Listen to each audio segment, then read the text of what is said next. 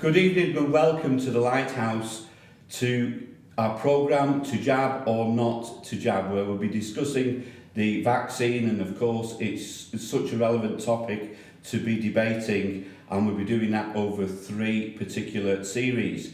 So welcome to the first one tonight. My name's Paul Hallam. I'm the senior pastor at the Lighthouse in Manchester and Salford, and we've got guests with us this evening. We'll have other guests with us next week and the week after. But let me introduce our guests first of all. First of all, we've got Joe Marks, who is a speech and language therapist and is the clinical lead at Manchester Royal Hospital.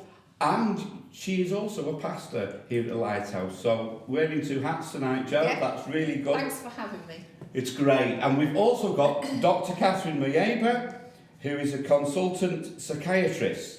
And so it's great for you to make time for us this evening. And a little bit later we'll be hearing from Professor Chris Henriksz, who was clinical lead at Salford Royal for Rare Diseases Unit for many years. And so it's really exciting tonight as we deal with this. Now, you may have more questions after we've finished this first episode. And so if you want to send in your questions, you can send them in to info@lighthousecc.co.uk. That will be on the screen in just a moment. Thank you, guys. Info@lighthousecc.co.uk, and that'll be on at the end of the programme as well. Okay, time is of a premium, so let's get to it. So, Joe and Catherine, if I can call you that, Yes. tonight, there is a lot of concern about the vaccine. There are a lot of people who are really anxious about having the vaccine for a number of different reasons. Can I ask you first of all, have you had the vaccine? Yep, I've had the Pfizer vaccine and I've had both of mine. Both the Pfizer? Yeah, both Pfizers. Very good. And Catherine, have you? I went for the AstraZeneca and I've had both as well. You've had both as well. And I have just had the one and waiting for my second. I have to say, I am so scared of needles, but it was just like a little scratch and away. Starting with you, Joe, where you stand on the vaccine, obviously you work in the NHS as well, both of you do to varying degrees in the NHS and private, I guess, as well. But where do you stand on this, where people are apprehensive and concerned? So, I think, as you say, clinically, my day-to-day job means I actually work frontline in the NHS, and over the past year, I've had the privilege of looking after some very sick patients with COVID, and you know it's really scary to see that live, and has caught me on many moments to just almost feel overwhelmed with the reality of what we faced over the past year. But when I think about the vaccine, for me, it's not a new idea. I think this is really important. We've been producing, not we, scientists, a fabulous scientists in this country and worldwide have been producing vaccines for lots of different diseases for many, many years. Yes. And so the template is already in place. Yes. And I think what the scientists have done, which is a bit unnerving, however, is they've been able to take that template and create a vaccine for COVID very quickly. But I think then people have then gone, oh, well, this is really quick. It can't have gone through all the rigorous testing that the others did.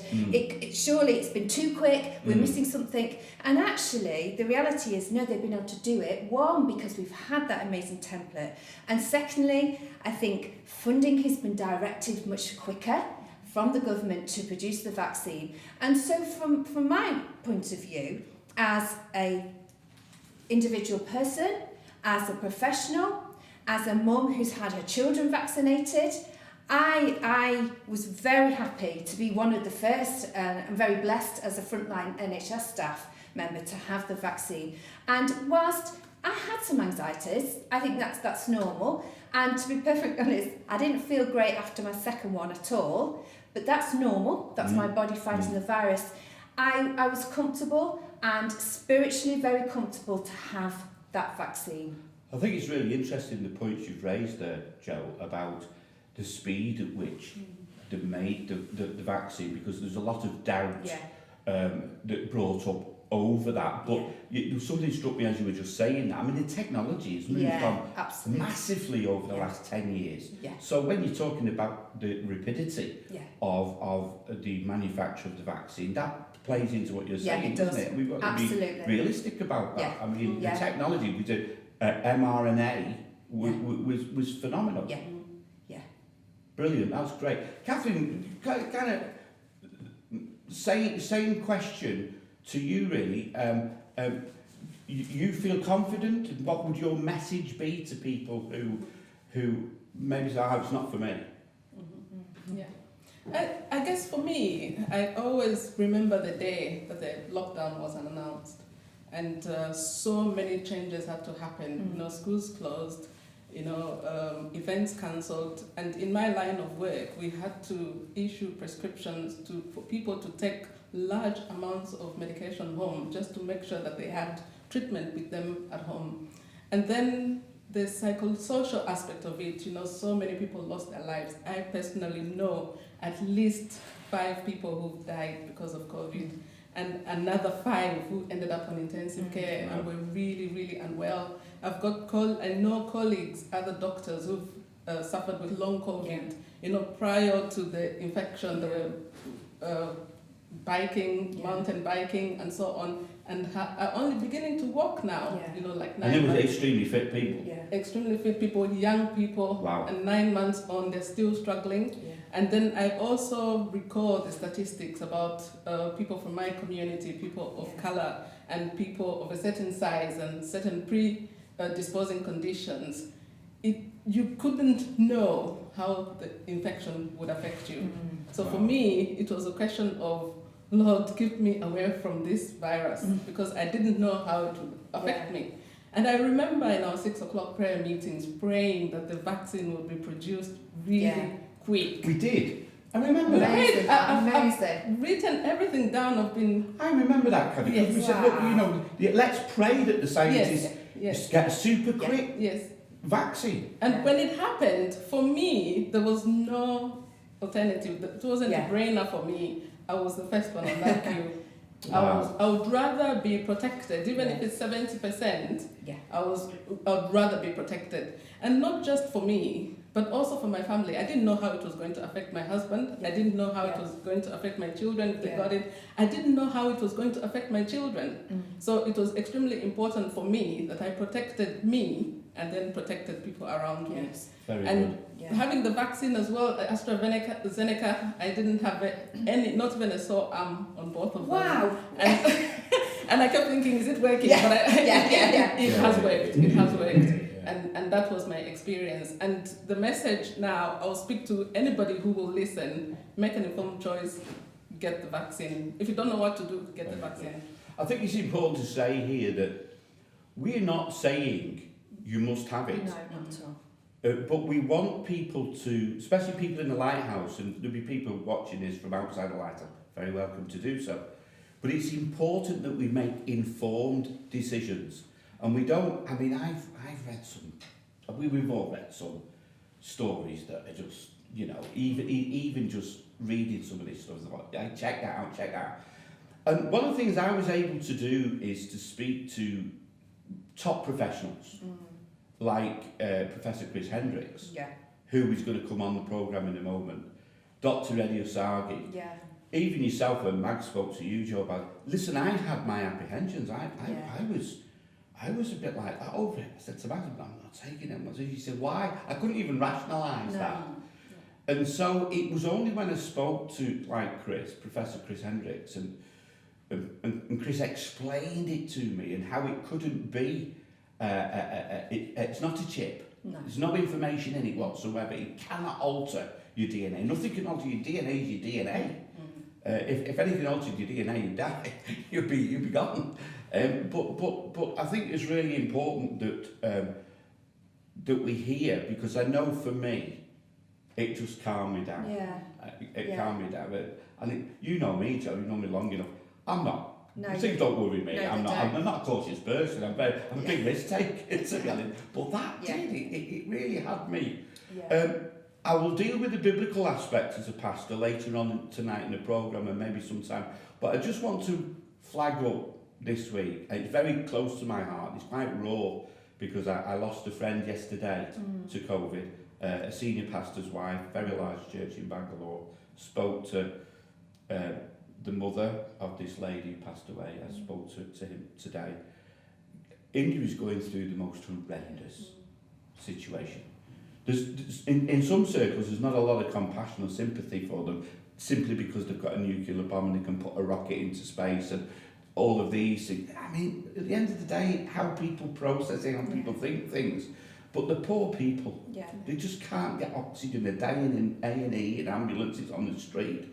We see the cremation pyres, you know, and so, listen, the big thing is, guys out there, people are dying of this. Christians, listen to me. I've had friends, pastors have died. I've been on mission to Romania with one pastor in the UK who died. There's other people who have died, godly people. For me, and I'm sure you would agree, anything that can save lives and stop the risk and stop people being taken this way, it's got to be a good thing. And I think that people feeding into the fear that's been raised by some of the weird and wacky stories out there has not been helpful at all. We're going to bring Professor Chris in now, so I'm just being really, really careful now to bring Chris in, and then we'll come back to you. Is that okay? Yeah, great. Thank you so much. Chris has been a member of the Lighthouse for some time. He doesn't live in this country anymore, but he's still a part of us, and we're going to ask Chris in a moment. His title is he's Professor of Paediatrics and Metabolomics, and that's the genetics basically of metabolism. And so Chris has a lot of experience and was the clinical lead at Salford Royal for rare diseases. Chris, lovely to have you with us on To Jab or Not To Jab. So we've got some questions for you. How are you doing? Thank you. Thank you for inviting me. And as you know, it's one of my passions to talk about medicine and this part of medicine and genetics. So I'm delighted, and I'm hoping I can make things easier for people and give them better understanding, which it is all about. And just as an intro, what you see behind me is people usually ask, why is it called coronavirus? I don't have a crown, but it's the crown, what it looks like. That's why I put the image behind. So please feel free to ask me, and I'll try and explain as best as I can. Well, some questions are obviously more common than others. So we're going to deal with a couple of those to begin with. A lot of people are saying they've read reports and various claims that the vaccines are actually altering the DNA of the recipient and that there's genetic coding, introducing new genetic coding into our bodies. How would you respond to that? I think the first thing is maybe important for people to understand that the simple answer is it could never change your genetic makeup. That's impossible. A virus is a little piece of genetic material. A virus is either a little piece of DNA or RNA, which means DNA is just two strands, RNA is a single strand, and basically the way it makes us ill is the virus cannot survive by itself. So it comes into your body and it actually then uses the cells to grow. So it uses the mechanics of your cell, but it's got no ability to talk to your cells or change your cells. It only replicates itself. So the information it brings is only what it is itself, and that's how it grows. A virus has got only one thing it needs to do, and that's to multiply, but it needs the mechanics of the human to be able to do that. Right. So just leading on from that then, part of my next question would have been a very popular subject is that this is carrying data into our bodies. So firstly is that it is no data in the sense as we understand it. We've been wonderfully created with a code of 4 different amino acids. And those amino acids form a code that the body understands how to make different proteins and things to protect itself.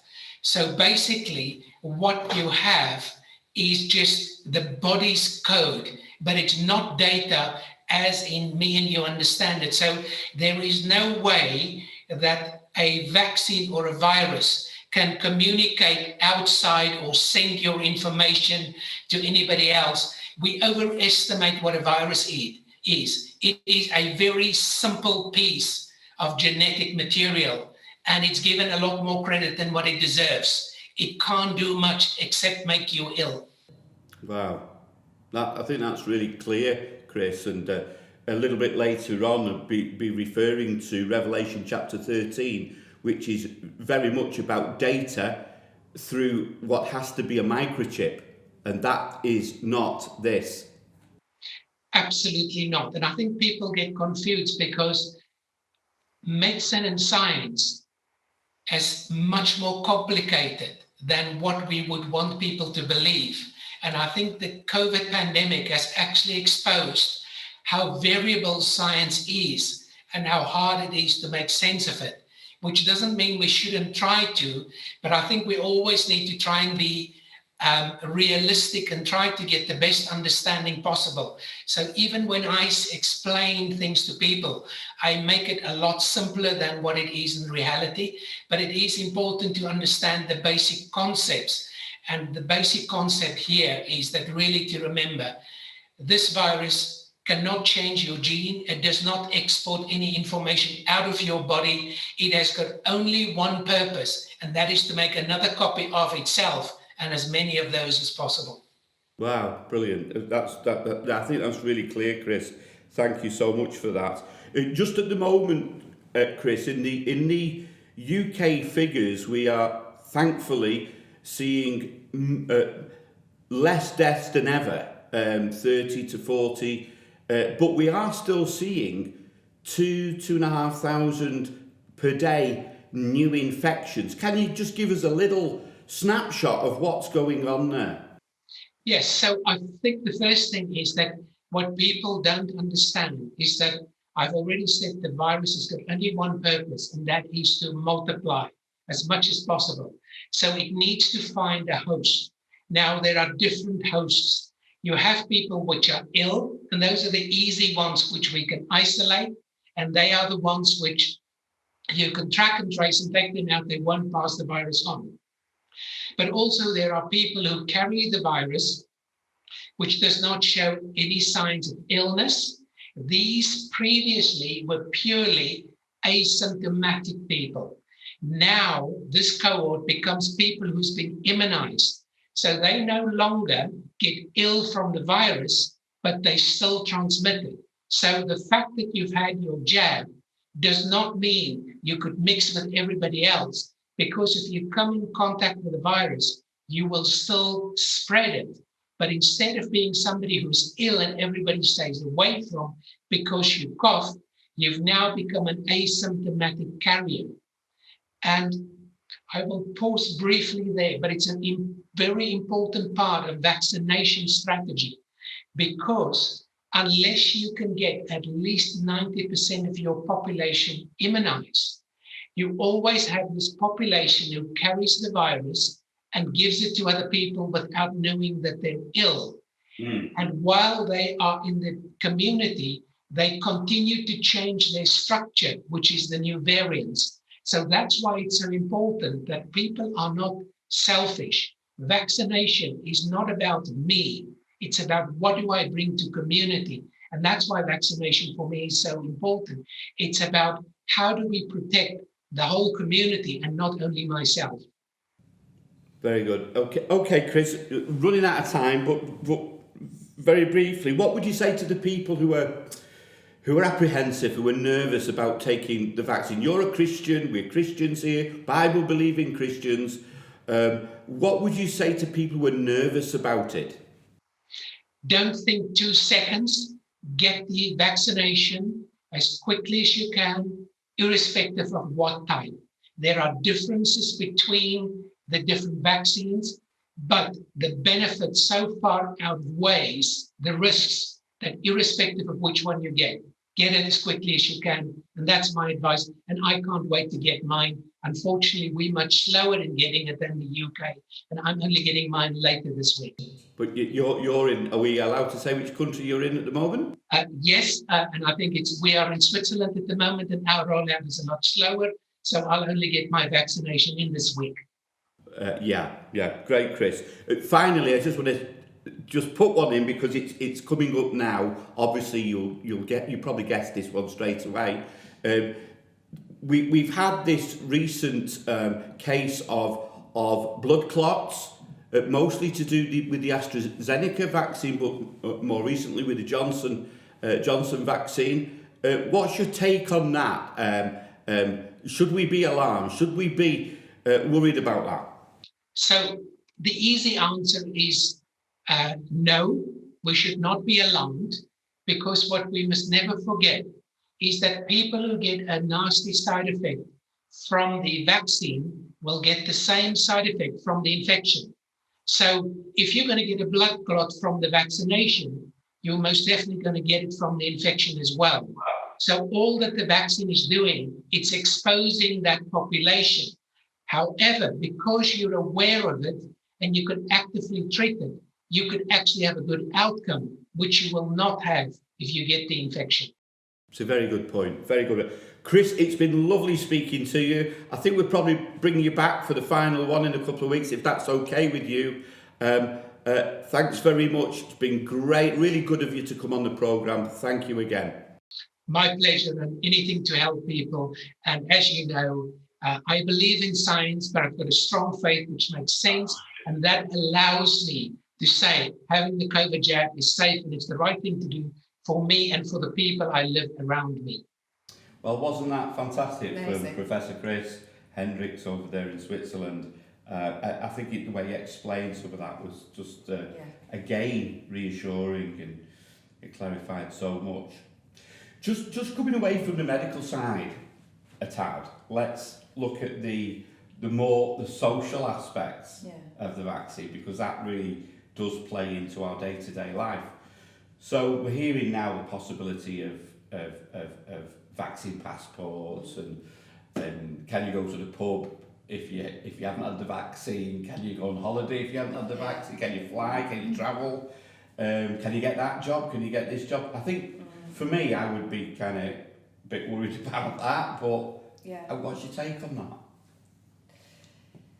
So I think there's a balance somewhere in the middle, because, well, you know, Pastor, because you've travelled so extensively, that you have to have jabs to travel, don't you? And we've kind of always done that and showed a certificate or some proof of having that Yellow vaccine. fever, can you? Yeah, to even be let into that country. So again, that's not a new thing, but I do think, I know we've said this at the beginning, we are not, this is an individual's choice, isn't it, to have the vaccine or to not have that vaccine.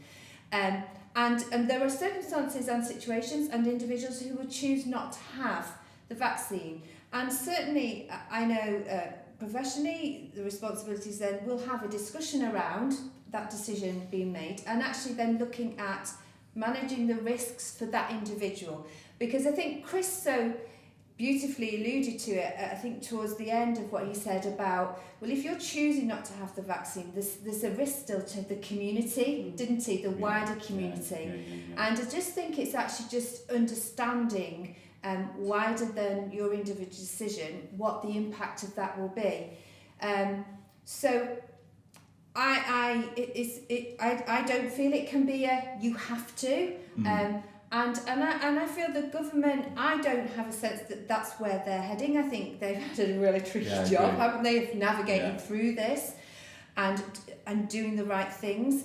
But I think it's important, if you're choosing to not take the vaccine, that you really think that through with very balanced information and thinking wider than your individual decision, the consequence of the community and how that will impact your life.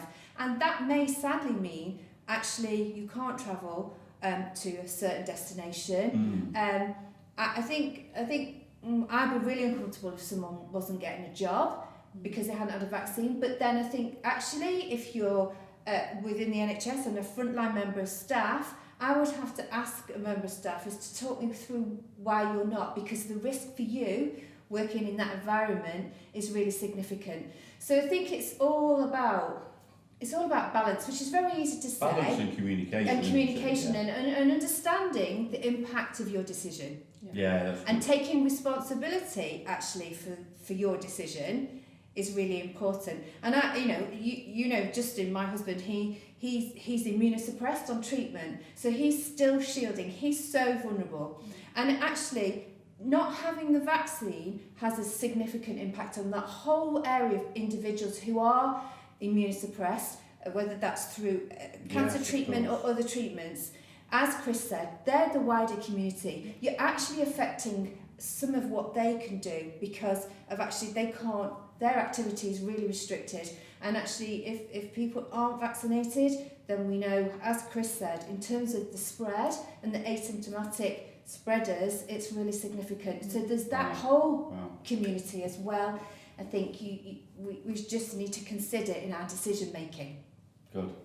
Yes, good. Catherine, you want to just from your side of where you work and how you process all of this, how you see that going and in a social environment? Yeah, and I agree with Pastor Joe about it being mandatory. I think would sort of be not such a good move.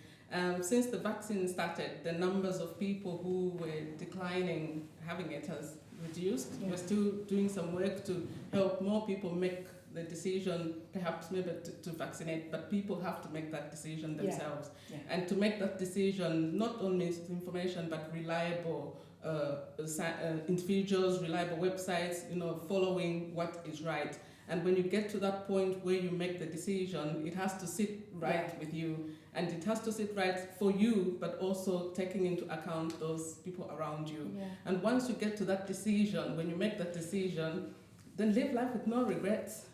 So don't regret having the vaccine, don't regret not having the vaccine. But if whatever you decide, live life without regret. In terms of the passports, yes, there are some areas where you have to have certain vaccinations in order to travel to, but even like malaria areas, it's not mandatory to have the malaria prophylaxis or medication to prevent the malaria, but individuals make the choice to protect them from getting malaria by taking those medications when they go to a malaria-infested country. And equally, I think people have to, at some point, make a decision. There will be certain countries that will say you can't come in without the vaccination, and then you have to make a decision. But making it global, mandatory, across the board, I think it won't sit very right with me. But having said that, these sort of conversations are helping a lot. You mentioned the word understanding. I think it's really important. Why is the individual making that decision not to vax? What are the fears behind? Could it just be needle phobia? Needle phobia can be treated. We can sort that out. I'm guilty of that. Guilty, Your Honour. Understand the fears. Why are they afraid of having the vaccine? Absolutely. So it's extremely important to have those conversations. And in the health sector, hepatitis B vaccination is a must. You can't work in the health sector. Absolutely. It may well be that it comes to that for COVID. So we don't know where we're going, but there are certain decisions that we'll have to make as individuals, but equally as a nation, as the world, depending on the jobs that we do. It's interesting because of different strains, the Indian strain, the Brazilian strain, the South African strain. You can see countries just saying, look, unless you've had the vaccine, you're not coming in. It's understandable if that could. I could see that happening, and that would be reasonable. I think you don't want a load of people flocking in to the country with all these different strains going on, because that could be a trigger point for another wave. So get that. But let me just close by saying, and remember, if you've got your questions as we close. If you've got your questions, please write into info@lighthousecc.co.uk and we'll get them and we'll try and deal with some of those next week. Just from a biblical aspect, I see a lot of, particularly on Twitter and on Facebook, people saying, I'm not having the vaccine because I'm not having the mark of the beast. I'm not having the devil's signature in my life. Guys, Revelation 13. I believe that will come in one day. I totally believe it will come in. Listen, I don't believe these people who say it's not a mark, it's just a belief in the Lord, and if you don't believe in it, you can't actually bar somebody buying and selling on a belief system, whether they believe or not. This is a physical, actual mark in your right hand or in your forehead. What it most certainly will be is a microchip of some sort. I actually wrote about this in Code Red. They're already doing it, the size of a grain of rice, chip that goes in with your information, with your bank details, with your... That is not this. No. I try to get across to people, we are very fortunate we live in the country we live in. If you were living in India right now, it's all right saying, oh, I'm a Christian, I'm not going to get it. So what happened to all those Christians, those pastors, those leaders who got it, died from it? It's like the Tower of Siloam, when Jesus said, do you think the Tower of Siloam that fell on these people, do you think you're more righteous than them? No, but I tell you. So, listen guys, God has not given us the spirit of fear, and that is the verse that many people quote to me, because I've had the vaccine, I'm not frightened. If you got it, you would be. Yeah. You'd be very frightened if you couldn't breathe. Yeah. And I've seen people who've said they don't even believe in it get it. And some people, one person died of it, actually died of it, and wrote his story before he died, a Polish guy. He didn't believe in it, called it the pandemic. So we've got to be really, really careful. Make choices like Joe said. Make your own choice. It's your choice to jab or not to jab. But please make the decision with a sound mind. Because Paul says in 2 Timothy 1:7, God has not given us the spirit of fear. And we're always getting that quoted at us. And that is true. But God has given us the spirit of power and love and of a sound mind. So we have to use our brain power in this, which is what we're trying to do. We're bringing people of eminent experience onto this programme, to jab or not to jab, to give us the advice, to give us the information, to give us the science and the medical experience, so that some of you guys out there, we wouldn't want to lead you into something that's going to be biblically wrong or incorrect, goodness me, but we don't want to lead you into anything that's going to be medically unsafe for you too. Having just lost a friend yesterday, if you were in India right now, you'd have to pay 1,000 rupees, £10 equivalent of for the vaccination. We're getting it free. And if you look at the state of India right now, it's easy to say, I'm not afraid. But if you were in that country, living in that country, you wouldn't be talking those words, you wouldn't be saying those words. And I think that's the thing as a pastor I want to talk into. Yes, I know people use 2 Thessalonians for this reason. Shall God send them a strong delusion that they might believe a lie? Guys, that is just so taken out of context. It's unreal. And we can propagate a lot of fear, a lot of doubt by taking scripture out of context. The context of that scripture is the revelation of the son of perdition, the lawless one, and the Antichrist. We're not quite there yet. Thank you for tuning in. It's been a great evening. Thank you. I hope you will tune in next week, where we're going to be majoring on the BAME community, how we deal. We have a lot of people in the Lighthouse, Black, Asian and minority ethnic people, and we really want to encourage them. We don't want anybody getting ill. Least of all, lose any more people, do we? No. Thank you so much, Joe, for being on. Thank you, Catherine, for coming back. Thank you. No doubt we're going to be doing some more of this together, but thank you for tuning in as well. We hope it has been of some use to you and some good to you. God bless you. Stay well. Stay safe.